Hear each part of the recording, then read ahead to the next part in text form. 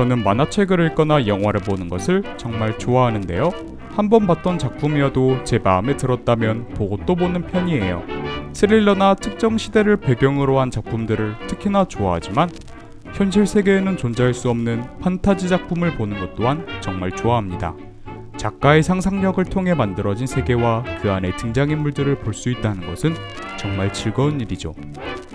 봤던 작품을 다시 보게 되는 이유는 여러 가지가 있겠지만 저는 매력적인 캐릭터가 아주 큰 역할을 한다고 생각합니다. 저에게는 가장 크게 영향을 미치는 요소이기도 합니다. 그림을 그리는 것을 좋아하는 저로서는 창작 욕구를 자극하는 포인트가 되기도 합니다. 말 그대로 등장인물이라고 하여 그 대상이 인간일 수도 있겠지만 인간 외적인 존재가 될 수도 있고 이 지구 어디에서도 볼 수 없었던 생명체가 될 수도 있겠죠. 독자 또는 시청자들에게 더 많은 호기심과 기대감을 심어줄 수 있을 것입니다. 그리하여 만들어진 존재들은 많고 많지만 아직까지도 대중들에게 각인되어 있으며 많은 창작물의 귀감이 되는 존재 중 하나는 엘프가 아닐까 생각합니다. 첫 번째 이야기가 될 오늘은 엘프에 대하여 나눠보도록 하겠습니다.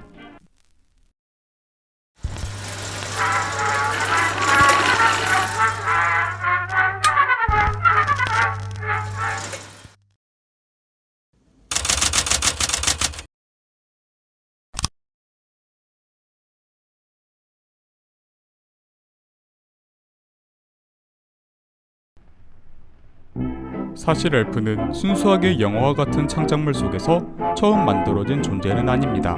엘프는 북유럽 신화로부터 지금까지 전해져 오고 있는 인간과 비슷하게 생긴 유정 같은 신비로운 존재라고 묘사되어 왔으나 반지의 제왕 작가이며 판타지 장르의 한 획을 그은 영문학자이자 소설가인 존 로널드 루엘 톨킨 이후로 현대 판타지 작품들 속에서는 대체로 흰 피부에 날씬하고 큰 키와 뾰족한 귀를 가진 것으로 묘사되었죠. 수평으로 뻗은 안테나 수준의 귀는 아니었습니다. 말 그대로 인간의 귀 형태에 살짝 뾰족한 형태를 더한 것이었죠. 이때까지만 해도 흔히 만화나 애니메이션, 게임에 흔히 등장하는 엘프와는 이미지가 조금은 달랐고 엘프라는 소재가 각종 동아시아권의 미디어에 등장하게 되면서 우리에게 익숙한 형태의 엘프가 등장하게 되었습니다. 창작물 속의 엘프에 관하여 조금 더 이야기해볼까요? 앞서 끝이 뾰족한 귀를 가졌으며 대체로 날씬하고 키가 크다라고 언급했었는데 영화 반지의 제왕의 레골라스나 갈라디레를 보면 인간의 귀보다 살짝 길고 뾰족하다 정도지만 다른 여러 판타지물을 살펴보면 귀의 길이나 크기, 형태가 제각각이라는 것을 알 수 있죠. 그리고 외모가 정말 출중합니다. 정말 아름답다고 생각합니다. 어두운 색의 눈동자와 머리카락의 대부분인 동양인인 제 관점으로 보아서 그런 것일까요?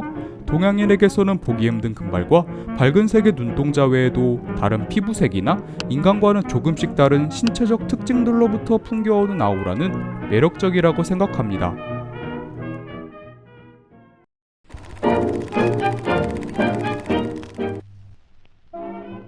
여담이지만 저는 다국적의 사람들과 문화에 대하여 이야기하는 것을 정말 좋아하는데요.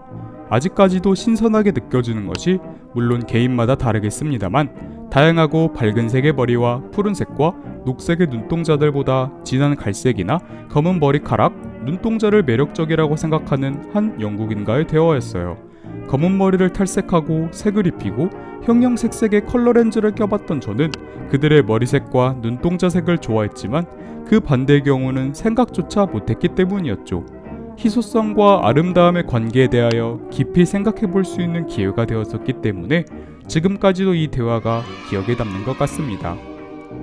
다시 엘프 이야기로 돌아와서 매체 속의 엘프는 대부분이 장발로 묘사되는 모습을 볼 수 있는데 성별에 상관없이 장발로 묘사되는 모습이 여성에게는 보다 더 익숙한 모습이지만 남성 또한 여성과 똑같이 장발이기에 신비한 이미지를 주는데 조금이나마 영향을 미치는 것 같습니다.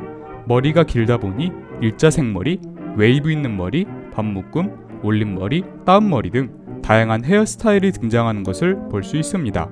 그런데 남자 엘프분들은 면도를 하시는지 안 하시는지는 모르겠습니다만 수염 없이 말끔한 얼굴은 개인적으로는 정말 부럽습니다. 전체적으로 엘프는 고귀한 아우라를 뿜어내는데 외모뿐만 아니라 그들이 입는 의복 및 액세서리도 그들의 이미지를 형성하는데 한 몫을 한다고 생각합니다. 자연을 사랑하는 엘프에게는 가죽을 덧댄 초록색 계열의 옷과 자연물을 본뜬 것 같은 문장이 새겨진 바람에 나부끼는 옷, 이 문장을 왕관, 목걸이 등으로 형상화하여 장식물로 만들어 액세서리로서 작용하기도 합니다. 심지어는 동물의 뿔이 머리에 돋아나 있으며 넝쿨에 휘감긴 스태프를 사용하기도 합니다. 이건 드루이드인가? 그리고 흰색과 금색의 조화로운 옷은 고귀함이라는 이미지를 한층 더 향상시켜주는 듯한 느낌이 듭니다. 전투 시에 착용하는 갑옷도 중세의 갑옷이 떠오르는 디자인이라 처음 보자마자 멋있다라는 생각이 절로 들게 합니다. 사실 옷걸이가 좋아서 우리 대한민국의 전통 의상인 한복을 입혀놓든지 일본의 기모노를 입혀놓든지 만주족의 치파오를 입혀놓든지 아니면 양복 정장 그리고 수영복... 네, 현대의 어떤 옷이든 심지어는 거적대기를 입혀놔도 잘 어울릴 겁니다. 슬프네요.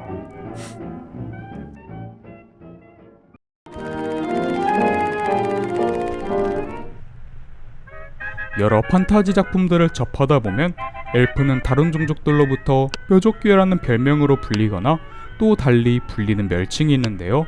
바로 귀쟁이이죠. 아무래도 인간의 관점에서는 엘프의 뾰족하면서도 긴 귀가 가장 눈에 띄어서 이러한 멸칭이 생긴 것 같습니다. 귀쟁이의 모태격으로 일컬어지는 단어로는 코쟁이가 있는데요. 동양인에 비해 코가 크고 콧대가 높은 서양인들을 낮잡아 말하는 단어로 쓰였던 것으로 보아 귀쟁이라는 단어도 코쟁이와 비슷한 유래로 인하여 생긴 것이 아닐까 생각합니다. 단순히 이런 멸칭은 우리와는 다르게 생긴 집단이나 개인에게 느끼는 호기심과 경계심을 바탕으로 형성되는 것 같습니다. 이 경계심이 선을 넘어 멸시와 하대, 무시 또는 차별로 이어져서는 안 되겠지요. 모두가 평화롭고 행복하게 지낼 수 있는 시대가 오기를 간절히 바랍니다. 이번에는 엘프의 수명에 대해서 이야기해볼까요? 엘프는 인간에 비해 보통 수명이 아주 긴 것으로 알려져 있습니다. 수백 년을 사는 것은 아주 흔한 설정입니다.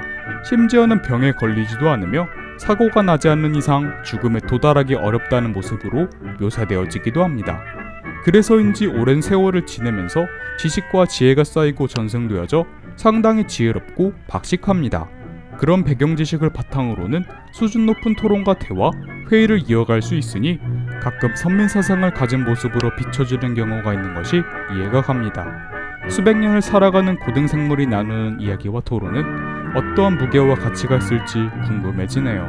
지식 외적으로도 철학적 삶을 사유하는 자세와 삶의 자세, 인생의 가치관에 대하여 배울 점이 많을 것 같습니다. 사실 모든 엘프가 앞서 언급했던 특징과 완전히 같은 외형을 갖고 있는 것은 아닌데요. 이와 완전히 대척점에 있는 엘프는 다크 엘프가 아닐까 생각됩니다. 북유럽 신화에서는 엘프가 빛의 엘프와 검은 엘프로 나뉘는데 신화 속에서는 빛의 엘프와는 다르게 키도 작고 외모도 추하다라고 기록되어 있지만 많은 매체에서는 빛의 엘프와 같이 아름답게 외형을 묘사하는 경우가 많습니다. 보시다시피 붉은 눈을 가졌고 피부가 희지만 창백하거나 피부 자체를 어둡게 묘사하는 대신 머리카락을 밝게 묘사하는 경우가 대표적이죠. 만화 등으로 다크엘프를 접하신 분들은 저도 마찬가지입니다만 이러한 갈색 피부를 가진 엘프가 아마 익숙하실 겁니다. 저는 각각의 다크엘프들 모두 저마다의 스타일과 매력이 있다고 생각하고 전부 마음에 드네요. 다크엘프는 작가의 설정에 따라 다르겠지만 외모뿐만 아니라 성격이나 가치관 등이 완전히 대비되기도 합니다. 다크엘프 외에도 인간과 엘프의 혼혈 종족인 하프엘프가 존재하기도 합니다. 인간의 피와 엘프의 피가 섞인 존재는 작가의 입장에서는 좋은 이야기를 이끌어낼 수 있는 좋은 소재가 아닐까요?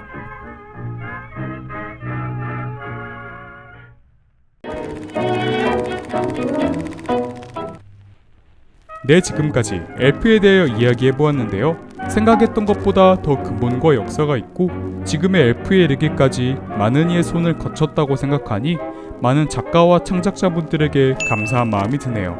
당연하지만 지금 이 순간에도 지금까지 만들어진 틀을 깨고 새로운 타입의 엘프가 만들어질 수도 있겠죠. 수명이 짧은 엘프라거나 병을 달고 살아서 매우 병약한 엘프라거나 자연 따위를 생각하지 않고 일회용품을 쓰는 것을 사랑하며 쓰레기를 아무데나 버리는 엘프, 무예에 능하지 못해서 도서관에 틀어박혀 학식만을 쌓거나 방 안에서 나오지 않고 게임만 하는 엘프가 있을 수도 있겠죠. 창작은 더 많은 창작을 낳는 것 같습니다. 이런 이미지들을 머릿속에 떠올리는 것만 해도 정말 즐겁네요.